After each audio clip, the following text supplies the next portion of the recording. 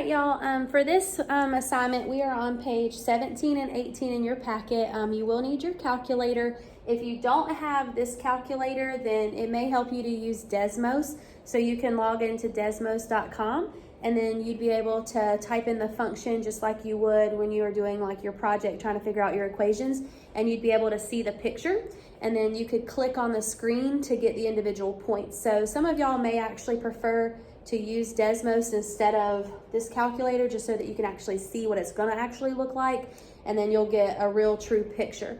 Okay, but like on a quiz or a test in here, you would have some that you would not have a picture for, and then you would have to know how to get it. And if you're taking a test in our class, you're not really gonna have Desmos at your disposal. So, I mean, I would encourage you to still kind of utilize this calculator, but like I said, Desmos is a really good resource, so you can use that as well. It's definitely better for the visual aspect of it. All right, so I'm gonna look at number 4 with you. I've already cleared out my memory, so I'll kind of go through the steps. If you need to pause me and replay me so that you can kind of hear them again, please do that. But in the calculator, I have this function, and I need to enter that into my table feature. So I'm gonna hit the table button on my calculator, and I'm gonna enter X. So I'm gonna kind of go slow so you can follow along on the screen, but X, and then I have to raise it to the 3rd power. But see how it's blinking an arrow right here, and it's blinking to the right, so I need to hit the right arrow so that it bumps back down to normal. Minus, so subtract 3, X is next to the 4, squared. This time I can either raise it to the 2nd power or I can just hit the square button. Minus X, and then plus 3. So just before you hit enter, just double check that everything looks the same. All right, that you didn't miss a negative or something like that, or a subtraction. I do want to caution you that if you have something at the beginning, if that was a negative, you would have to use the negative button. But if it's in the middle like this, it's subtraction. So this is a minus 3x squared, not negative 3x squared. So be really careful. It's only going to be a negative if it's in that front position. All right, so we're going to hit enter. And I'm gonna start, you can start at 0 and scroll, but usually like this graph goes to -5. So I'm just gonna go ahead and start at -5. And I'm gonna keep my step of 1. That just means it's gonna count by ones. I'm gonna keep it on auto, and I'm just gonna hit enter. Now, some of these points, you're not gonna be able to graph. Like, can I graph -192 and all these points? No. All right, so I'm just gonna keep scrolling until I can find some points that I can graph. So I'm gonna scroll down, and I get to -1, 0, 0, 3, 1, 0, 2, -3, 3, 0, and then 4, 15, I can't plot. So at this point, I've got these few points on my graph, and then I've got some stuff that I can't plot.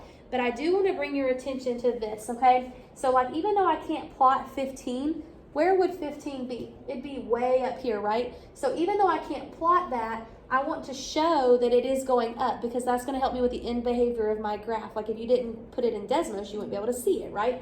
So I'm going to put a little arrow right here so that I'm telling myself it's not really a legit point, but I do know that it at least is going up.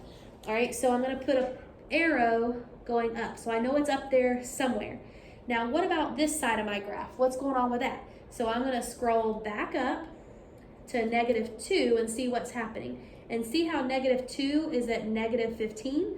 Well, does that mean it's going up or down? Well, -15 would be somewhere down here. So again, I'm doing the arrow because that's just trying to show me like the direction of my graph, the end behavior.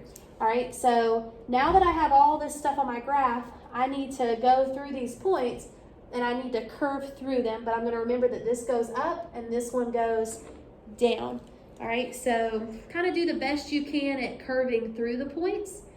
Again, if you are using Desmos, you'll be able to see it pretty clearly because you'll actually have a picture, and then that'll kind of help you get that curve. But that is the function for that equation. So some of y'all that were looking for like a cubic function for your projects or something like this, this one's not a bad one to use, right? It's going to definitely be seen on your graph. Now it's tiny though, so you might not want to use it, but maybe that gives you a starting point and you can play around with the numbers and stuff like that and see what happens.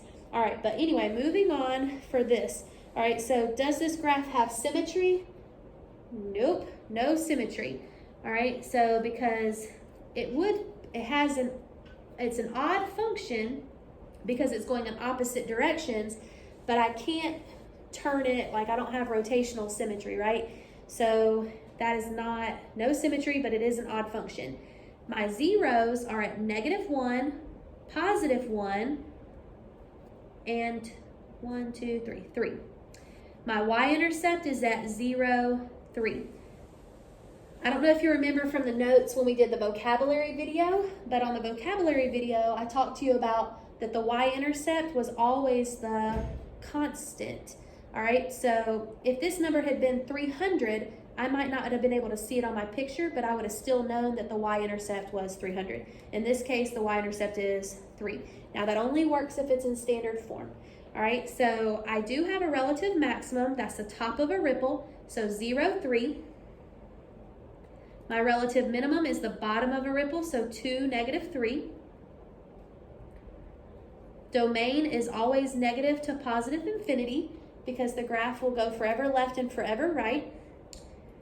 Because this graph is going in opposite directions, it's going forever up and forever down, so that's negative to positive infinity again.